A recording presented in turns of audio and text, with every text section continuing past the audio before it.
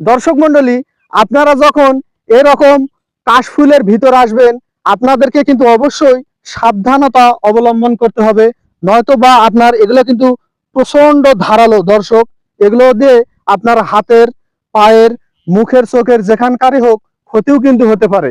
আপনারা অবশ্যই হাতওয়ালা শার্ট হলে সবচেয়ে ভালো হয় এরকম পরিবেশে আসলে। কিন্তু প্রচুর গরমের মাঝে আমরা যারা গেঞ্জি পছন্দ করি তাদের জন্য একটু খুব সমস্যার কারণ। আপনারা এরকম সৌন্দর্যের মধ্যে আসে আবার আহত হন, এটা কিন্তু আমরা কখনোই চাই না। তাই আমরা ভিডিওর মাধ্যমে সঠিক তথ্যটা তুলে ধরার চেষ্টা করতেছি।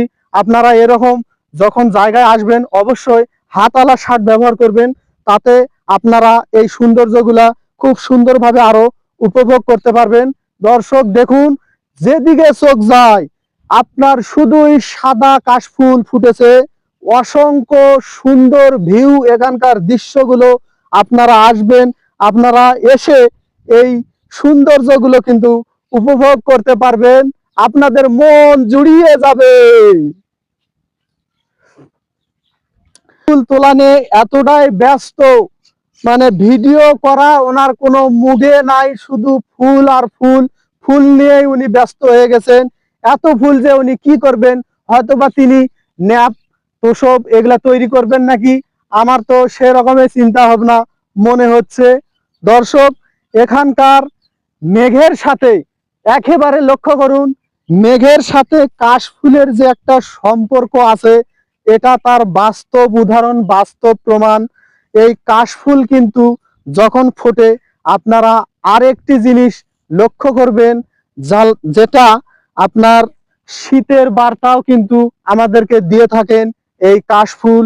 এই কাশফুলের শেষ প্রান্তেই কিন্তু আমাদের মাঝে শীত চলে আসে। এই ভ্যাপসা গরমের মাঝেও আমরা এই ভিডিওগুলো করতেছি। আপনারা কে কোন জায়গা থেকে আমাদের এই সৌন্দর্যগুলো উপভোগ করছেন অবশ্যই কমেন্টের মাধ্যমে জানাবেন, এবং যদি পারেন একটু শেয়ার করে দিয়ে আপনাদের বন্ধুত্বের মাঝে ছড়িয়ে দিবেন। এরকম সৌন্দর্যগুলো যারা দেখতে পায় না তারাও দেখতে পারবে।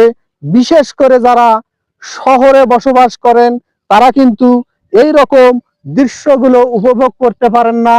আপনারা চলে আসবেন দিনাজপুরের নবাবগঞ্জের ভোটারপাড়া মিনি কক্সবাজার নামক যে দ্বীপ আছে, সেই দ্বীপে আসলে আপনারা এই সৌন্দর্যগুলো উপভোগ করতে পারবেন।